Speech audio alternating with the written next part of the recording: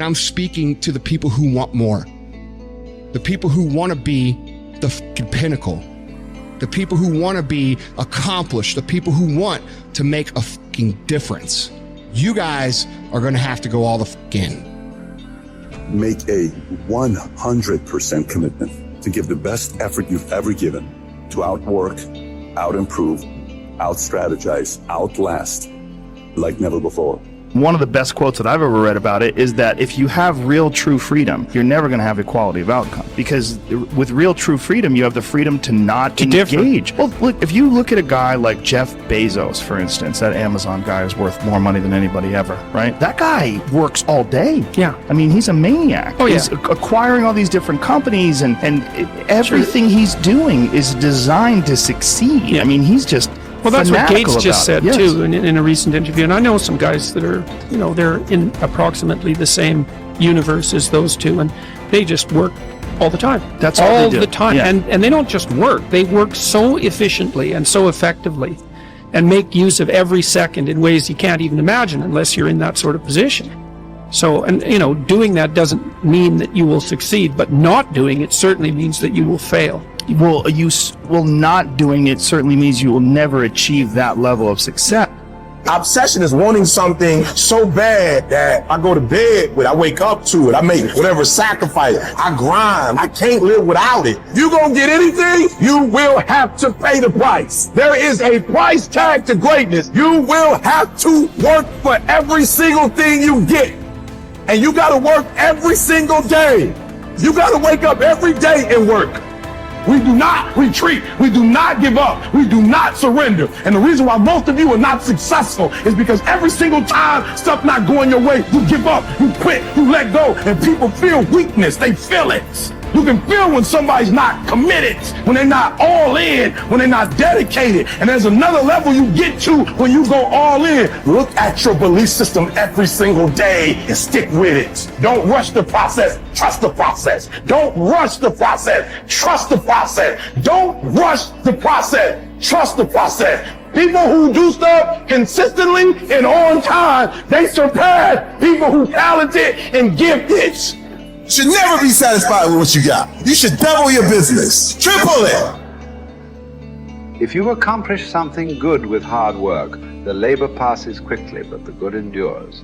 If you do something shameful in pursuit of pleasure, the pleasure passes quickly, but the shame endures.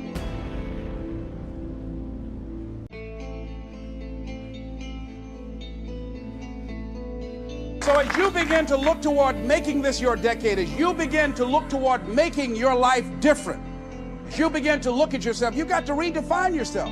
Who are you right now? And who must you become in order to create what you want? What has to change about you? What is it that you're doing right now that would be a liability for you? As you begin to look toward the future and take inventory of yourself, what is it about you right now that you've got to leave this behind because this no longer fits? Looking at where you want to go and the kind of person that you must become, the kind of standards that you have for you. What is it that you must do differently? If you want to keep on getting what you're getting, keep on doing what you're doing. It makes sense unless you change your pattern, unless you change the way you're thinking, unless you change your behavior, you're going to continue to produce the results in your life. See, all of us are winners, but some of us are producing results that we don't want. And so all you have to do is look at your game plan, look at your strategy. How is it that you have been being? What is it that you've been doing to produce this? So you're the director, you're the producer, you're writing the script, you're the star of your life. And as you begin to look at your life, you can decide whether or not it's a smash or whether or not it's a flop. That's in your hands. Look at your life, look at where you want to go. Don't worry about your circumstances. Don't worry about your age. I have a friend who's up in age, over 70, and she wanted to build a multi-million-dollar complex. The name is Dr. Johnny Coleman. Lenders and bankers say, you can't do that, you're too old. She ignored them. That building now stands, ladies and gentlemen, a multi-million-dollar structure. But there are a lot of people who would have listened to that. There are a lot of people that would not have even gotten to that point. They would have talked themselves out of even going down to the bank to ask for it, because they've already said no to themselves. See, it's time now. If you want to make this your decade, you've got to start saying yes to your life. You've got to start saying yes to your dreams, yes to your unfolding future, yes to your potential, as opposed to saying no. See, 87% of our self-talk is negative. So you've got to make a conscious, deliberate, determined effort to say yes to your dreams. Why not? Why not me? Don't spend time like most people going through life complaining. Don't try and get on talk shows and tell everybody how life has done you wrong. Here's what's happening in the audience. 80% don't care, and 50% glad it's you.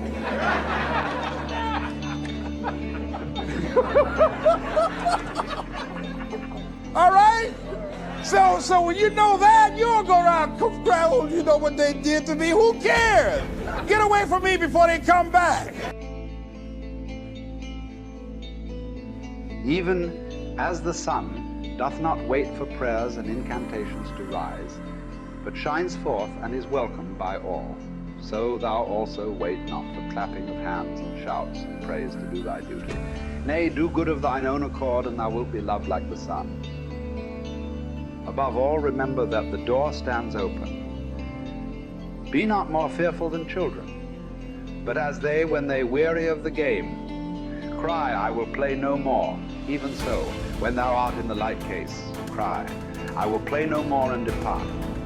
But if thou stayest, make no lamentation. If you choose, you are free. If you choose, you need blame no man, accuse no man. All things will be at once according to your mind and according to the mind of God. Withdraw into yourself as far as you can. Associate with those who will make a better man of you. Welcome those whom you yourself can improve. The process is mutual. Men learn while they teach. Limiting one's desires actually helps to cure one of fear. Cease to hope, and you will cease to fear. Widely different as fear and hoping are, the two of them march in unison like a prisoner and the escort he is handcuffed to.